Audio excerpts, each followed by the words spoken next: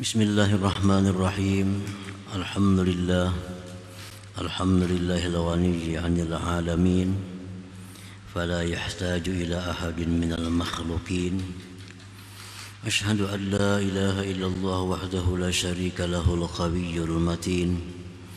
Wa ashhadu anna sayyidana Muhammadan 'abduhu wa rasuluhus shadiqul wa'dul amin. Allahumma salli wa sallim wa barik ala sayyidina Muhammadin sayyidil anbiya wal mursalin wa ala alihi wa sahbihi wa dhurriyyatihi wa atba'ihi ajma'in. Amma ba'd. Yang kita hormati, kita muliakan para habaib, para alim ulama, serta para muhibbin, hadirin hadirat rahimakumullah. Puji syukur selalu kita haturkan kehadirat Allah Subhanahu wa ta'ala atas limpahan taufik hidayah, petunjuknya dan pertolongannya kepada kita, sehingga kita bisa berkumpul, bertemu kembali di majelis yang penuh berkah dan rahmat ini. Salawat dan salam atas junjungan kita Nabi besar Muhammad sallallahu alaihi wasallam dan seluruh keluarga, para sahabat, zuriat dan pengikut beliau ila yaumil qiyamah. Para muhibbin rahimakumullah, al-hikmatul hadiyata asyrata ba'dal mi'ati tsaniyah minal hikamil ataiyah.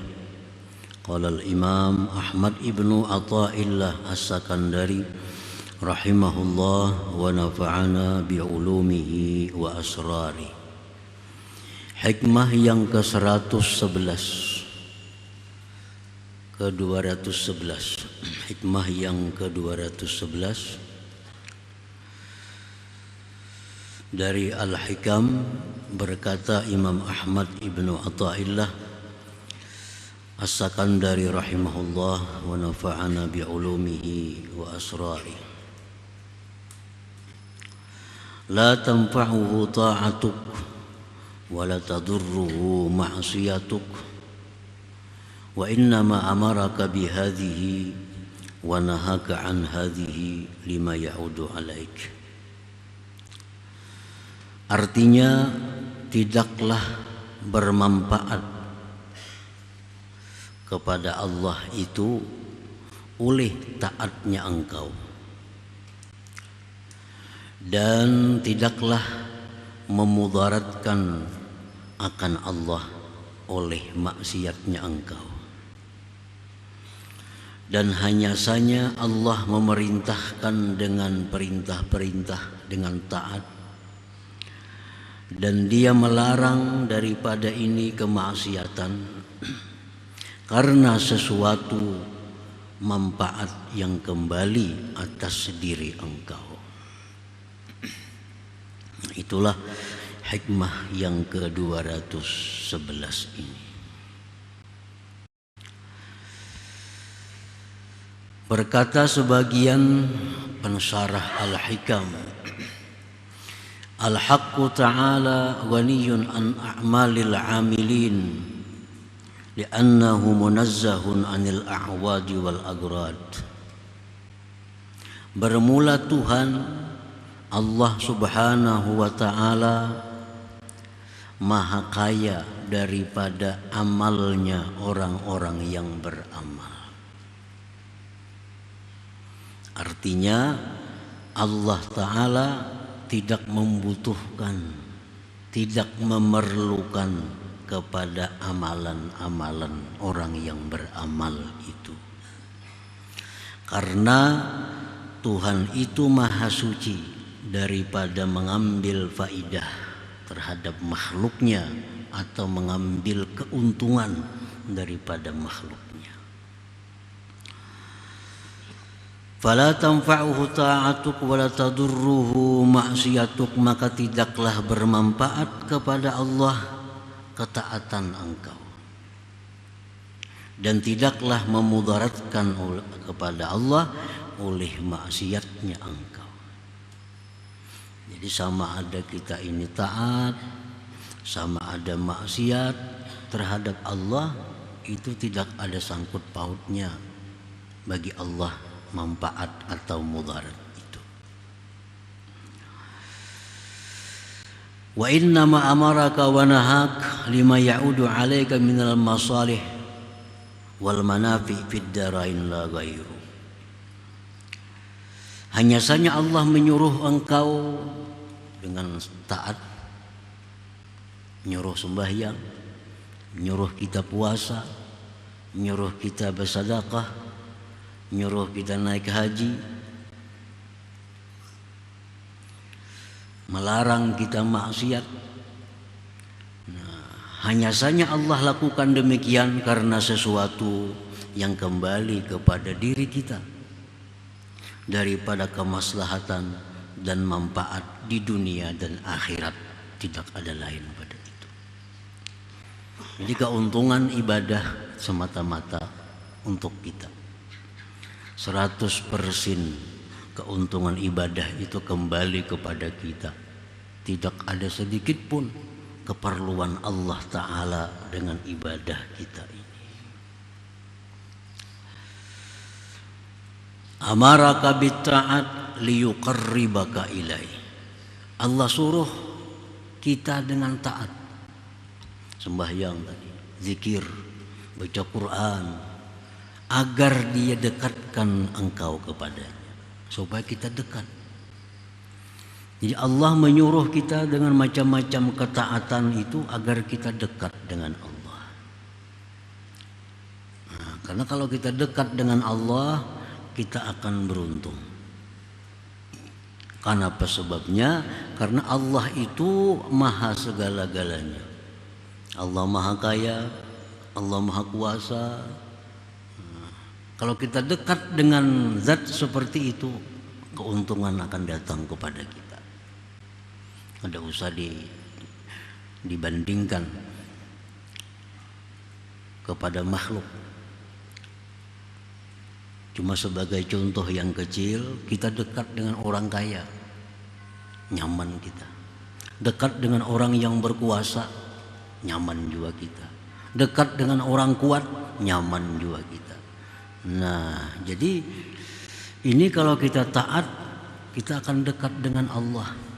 Allah tuh maha kaya, Allah tuh maha kuasa, Allah maha segala-galanya.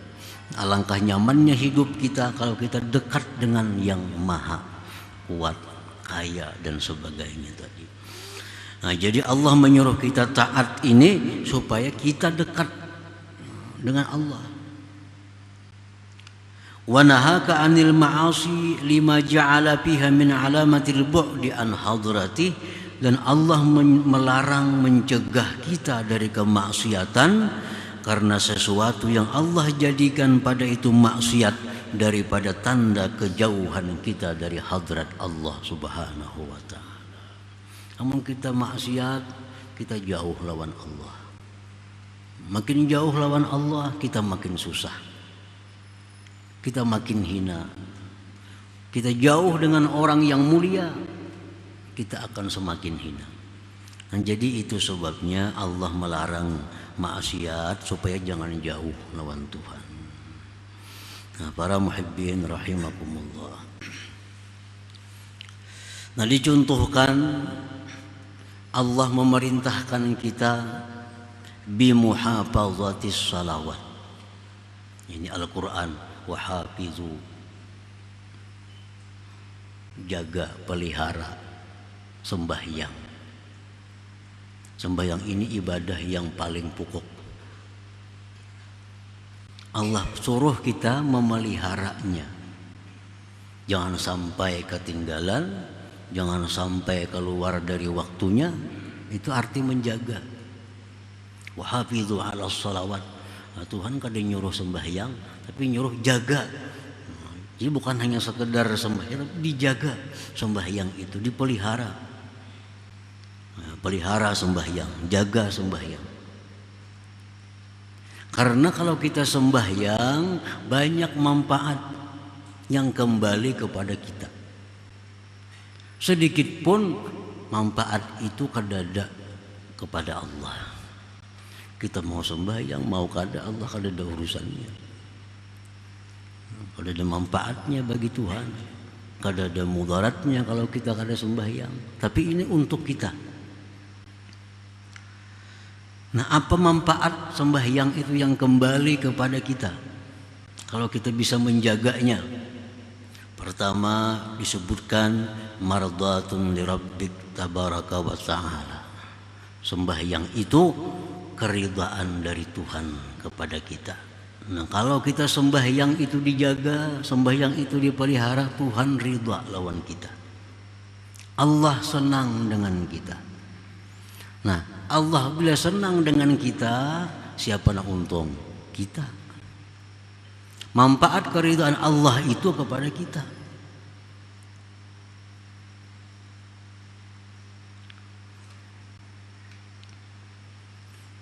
Mardatun lirabbi tabarak wa ta'ala. Orang yang menjaga sembahyang itu manfaat yang kembali kepada dirinya, keridhaan daripada Allah subhanahu wa ta'ala. Wa ijabatul doa. Nah, dikabulkan doa. Jadi kalau kita sembahyang ini menjaga, kita berdoa, dikabulkan Tuhan doa. Bila doa itu kabul, manfaatnya kepada siapa? Kepada kita juga. Nah, kepada kita nyaman mendoa kita kabul. Wa qabulul a'mal, diterima amal-amal ibadah kita. Kalau kita jaga sembahyang dengan baik, amal-amal ibadah lain itu diterima oleh Allah. Nah, kalau sembahyang ini kada kita jaga, maka amal-amal lain pun umpat juga. Orang kada menjaga sembahyang, puasa ditolak Tuhan puasanya. Orang ini kada menjaga sembahyang, penyedekah, sedekahnya ditolak oleh Allah. Orang ini kadang-kadang sembahyang, kadang-kadang kada. Naik haji, naik hajinya mardut, ditolak oleh Allah. Karena sembahyang ini sentralnya. Nah, jadi manfaat itu kembali kepada orang yang sembahyang itu. Wa barakatun fir rizqi, berkah rezeki. Nah, orang yang penyembahyang ini, artinya penyembahyang itu artinya orang yang sembahyang tepat waktu. Itu rezekinya berkah. Rezeki berkah itu belum tentu banyak, sedikit tapi berkah, apalagi banyak berkah. Nah, rezeki yang berkah inilah yang membawa kepada taat terhadap Allah. Duit ini bila 10.000 tapi berkah, maka duit ini akan membawa kita kepada ibadah. Nah, bila ada duit di kantong kita, duitnya kada berkah, maka duit itu akan membawa kepada hal-hal yang tidak baik, membawa kepada hal-hal yang maksiat. Kalau duit ini duit yang kada berkah. Nah, orang yang sembahyang, orang yang menjaga sembahyang, manfaat yang didapatnya adalah antara lain berkah rezekinya. Nah, nukar bajunya untuk taat kepada Allah. Nukar kendaraannya dibawanya taat kepada Allah. Apa yang ditukarnya berkah, sehingga selalu membawa kepada taat lawan Allah. Nah, ini berkah rezeki.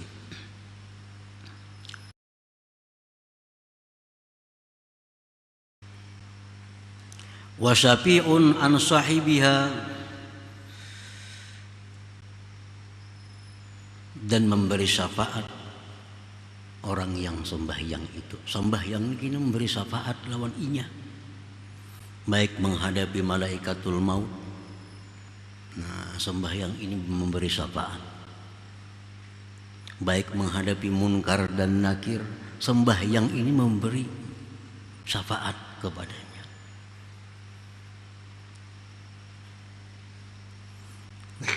Salah satu contoh taat yang mana manfaatnya itu kembali kepada orang yang melakukannya itu.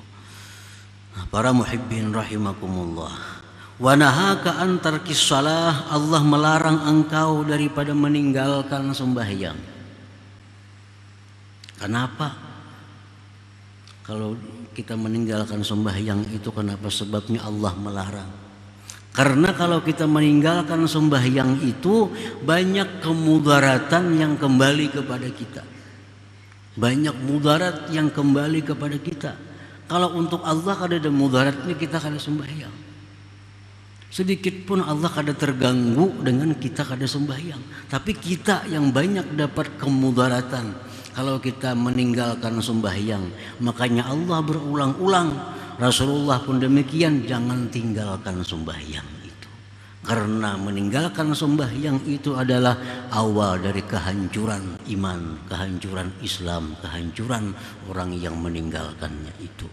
Nah, oleh karena itu dilarang, sangat dilarang meninggalkan sembahyang itu, karena ini pangkal kemudaratan yang akan datang pada dirinya.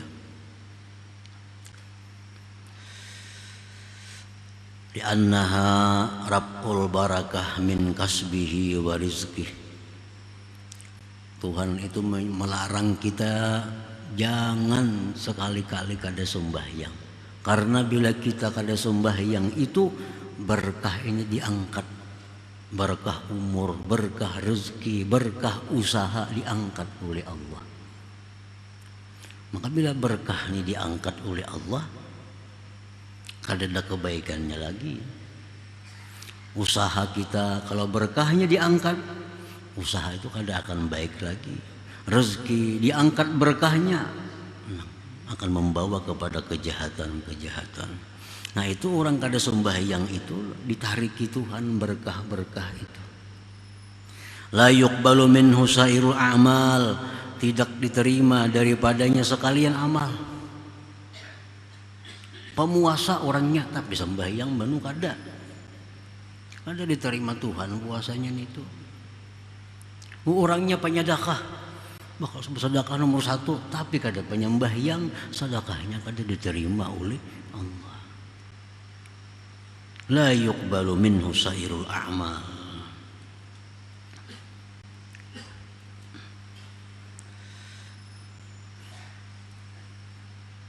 Dan orang yang meninggalkan sembahyang itu berhak disebut syaqiyun, orang yang celaka artinya. Orang yang celaka. Nah, makanya tadi setiap kali Allah menyuruh kita melakukan sesuatu, pasti banyak manfaat kembali ke kita. Bila mana Allah melarang kita memperbuat sesuatu, karena di situ banyak mudarat kembali kepada kita bila kita lakukan yang dilarang itu. Nah, para muhibbin rahimakumullah, demikian pula sedekah. Berulang-ulang Rasulullah, Allah Ta'ala berfirman supaya bersedekah. Kenapa? Karena Allah mengetahui manfaat sedekah itu sangat banyak bagi orang yang bersedekah itu. Tathirul mal, mensucikan harta. Harta kita nih 1 juta bisi duit. Nah, kita sedekahkan sebagian, sisanya ini jadi bersih. Jadi bersih. Artinya harta ini ada waktu mendapatkannya itu dengan jalan-jalan yang kurang baik. Amun harta haram kada kawa dibersihkan dengan sedekah. Ini harta-harta halal juga cuma kurang bagus.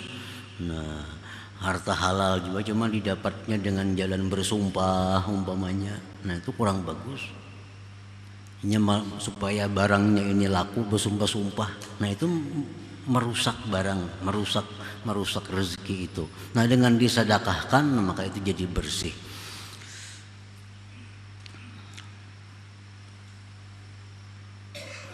Mensucikan badan daripada dosa, bersedekah itu menolak bala bencana, menambah luas rezeki, banyak naung di hari kiamat di padang mahsyar, terdinding dari api neraka. Itulah manfaat sedekah yang kita terima. Makanya Allah berulang-ulang menyuruh kita agar bersedekah, karena banyak manfaat yang kita ambil. Para muhibbin rahimakumullah, Jadi Allah Subhanahu wa taala tidak sedikit pun mengambil manfaat dari kebaikan kita, dan tidak sedikit pun Allah terganggu dengan kemaksiatan kita. Nah, itu intinya. Allah menyuruh ini, Allah melarang ini semata-mata untuk manfaat yang kembali kepada orang yang melakukannya. ثم قال الإمام في الحكمة الثانية عشرة بعد المئة الثانية. Kemudian hikmah selanjutnya yang berkaitan dengan itu yang ke-212.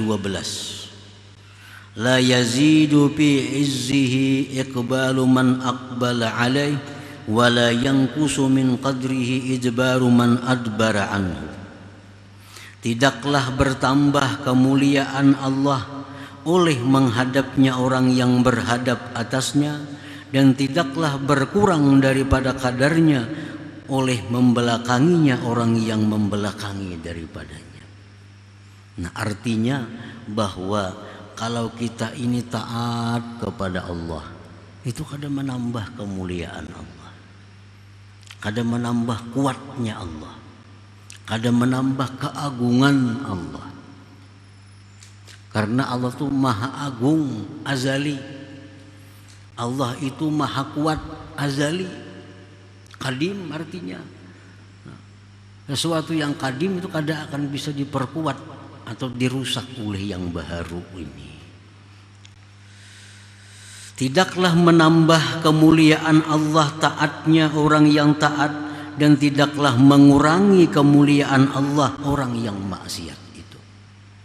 Nah, oleh karena itu kita jangan sekali-kali merasa berjasa kepada Allah dengan sebuah ketaatan yang kita lakukan itu. Rasa berjasa lawan Tuhan. Dikira Tuhan bila kita taat naik, padahal ada. Lain manusia, kalau kita hormati makin naik, kita hormati makin naik lagi. Nah, itu biasa manusia lawan kita, karena kita yang menaikkan. Kalau Allah ini sudah naik berdahulu. Nah, jadi taatnya kita kadang akan menambah sedikit pun kemuliaan Allah. Nah, maksiat kita ini pun sedikit pun kadang akan mengurangi kemuliaan Allah Subhanahu wa ta'ala. Nah, para muhibbin rahimakumullah. Jadi jangan sekali-kali kita beranggapan bahwa taat yang kita lakukan itu menguntungkan Allah, maksiat yang kita lakukan merugikan Allah. Itu anggapan yang sesat, anggapan yang salah. Wa fil haditsil qudsi, tersebut dalam hadis qudsi, law anna awwalakum wa akhirakum wa insakum wa jinnakum kanu ala atqa qalbi rajulin wahidin ma zada dzalika fi mulki syai'a. Allah berfirman, jikalau orang-orang dahulu sampai hari kiamat mereka itu semua takwa, tidak ada satupun yang kafir, tidak ada satupun yang maksiat, mulai Nabi Adam sampai hari kiamat, umpamanya semuaan manusia ini macam Rasulullah, taatnya, takwanya. Apa ajar Tuhan? Mazada dzalika fi mulki syai'a. Sedikit pun tidak akan menambah pada kerajaanku akan sesuatu. Bukan tambah mulia Tuhan, kada tambah terhormat Tuhan, kada tambah agung. Walaupun sealamanan ini orang semuaan menyembah kepada Allah, taat kepada Allah, kadang akan menambah mulianya Allah.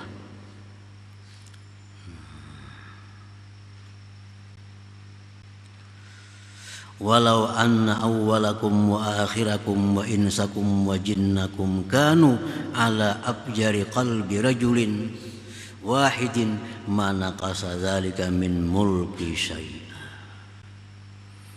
Kemudian lagi ujar Tuhan, andai kata mulai Nabi Adam sampai hari kiamat, baik manusia ataupun jin, semuaan itu maksiat kepada Allah, macam Fir'aun.